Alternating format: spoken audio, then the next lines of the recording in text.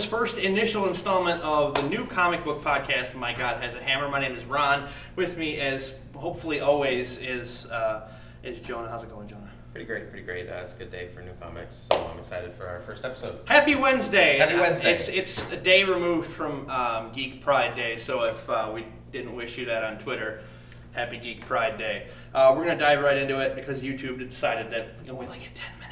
So we're going to start right off with this book right here. It's part of the whole Brightest Day thing. Would you call it a tie-in? It's under the banner. It's under the banner, call it a tie-in. Yeah. It's a standalone story, so it's under the Brightest Day banner, but it's kind of a standalone story in and of itself. Right, this is Justice League Generation Lost number 2. Why don't you go ahead and tell people just a little bit of an overview of what's going on with that? Because you're the DC guy. I'm DC guy. We've got our Marvel guy here, so I'll dive right in here with Brightest Day. Justice League Generation Lost number 2. Basically, we're dealing with the old Justice League International, which is going to be your Guy Gardner, Booster Gold, formerly Blue Beetle, Ice and Fire. That's our main characters right now. In our first issue, Maxwell Lord, who is the old villain from Justice League International, came back to life in Blackest Night. You know all this. Yes, I know all this. This much I know. In the first issue, Maxwell Lord used his superpower, which is mind control, to mind wipe everyone on the planet to believing that he never existed. Can he mind wipe me so I don't remember what he looked like on Smallville, because he really looked like a pedo? Yeah, he kind of did. Yeah, a panel van kind of guy. Yeah, it was really bad. It was really bad. So basically in issue 2, we're dealing with the 4 people who do remember Maxwell Lord. Is going to be Booster Gold, Fire, Ice, and Captain Atom. The B team. The B team, the Justice League International. Right.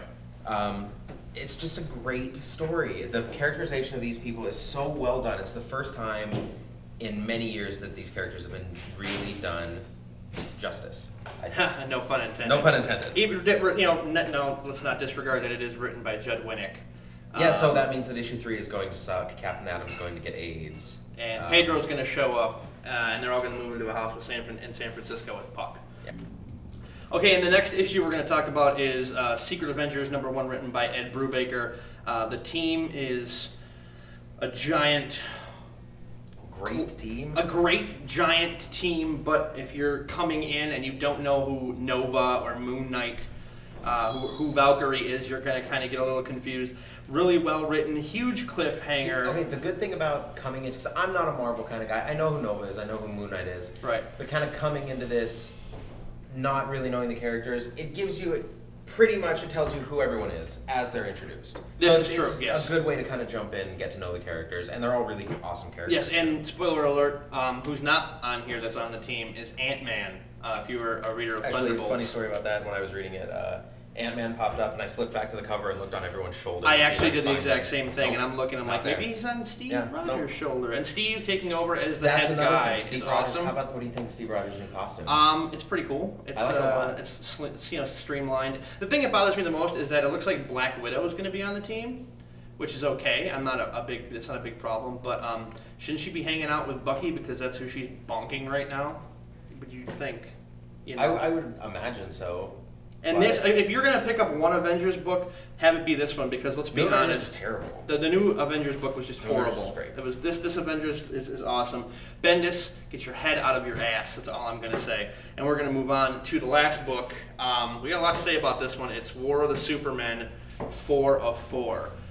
It starts off really strong. This is the final issue of a storyline that's been 2-3 years in the making. This is your last stand on New Krypton. Right. This is the last one. This is the end of it. And this is Supergirl with a mullet. It's awful. It's really bad. It's not good. It's not a good way to end such an epic story. You'd think that they were taking a cue from the Marvel world and having Siege ended. I mean, well, they didn't. I was half expecting somebody to grab a helicarrier and throw it at Zod. Well, you know what? They did something even better. The same thing they've done every time Superman has fought an enemy he can't win. Phantom Zone. They put him in the Phantom Zone. Yeah. What does Superman do with anything he can't beat? Phantom Zone. Puts him in the Phantom Zone. Yeah. That's what I do when I have a lot of bills I can't keep. Right in the Phantom Zone. Right in the Phantom Zone. A couple shocking moments in it. I mean, it starts off strong. The crypto spot was pretty awesome. My favorite thing that will ever happen in any Superman book ever is when Crypto comes out of nowhere and bites someone in the neck. It's the best part of this book. It really is. And then 3 pages later, he gets stabbed in the chest with a kryptonite knife. Spoiler! So, spoiler alert. And that's... Huge build-up, nothing but poop at the end. My only hope is that J. Michael Straczynski will actually make, he's just writing regular Superman. He's writing Superman, and okay, if I'm not mistaken, there's also going to be a Superboy book coming out of this, which I'm relatively excited for. Right. He's kind of growing into his own as a character. Didn't see much of him in this book, but hopefully, he'll get his own book and he'll be something big. I'm really hoping. Let's hope so. Yeah, I'm hoping that the Superman family can recover from this. This is really bad. Everybody ends up in the Phantom Zone. If you haven't read the book and you want to, you should probably turn it off right now. But everybody ends up in the Phantom Zone. Even characters that that we know aren't going to stay in the Phantom Zone. For example, we have Valor, Mon-El. Yeah. Shows up in the Phantom Zone. Hey, everybody, we're in the Phantom Zone. We know he's not going to be in there. He's in the new Justice League title, so what's he doing in the Phantom Zone? We're actually filming this from the Phantom Zone. We are. Yeah, we actually are. And actually, this table that we're on, we were actually on a flight that crash landed here because we have to be the new protectors of the light. And if you get that joke, you're a fucking nerd. Yeah, you really are. Yeah. But thanks for watching the first episode of My God Has a Hammer. And if you get the title, leave a comment below, and maybe we'll give you something cool like geek points. Recognition. Yeah, you get a pat on the ass. Not on the back, on the ass. Just right on the ass, I think. Well, if it's low enough, it could be where they meet. It could be ass back. Maybe the back, yeah. Each. We'll see.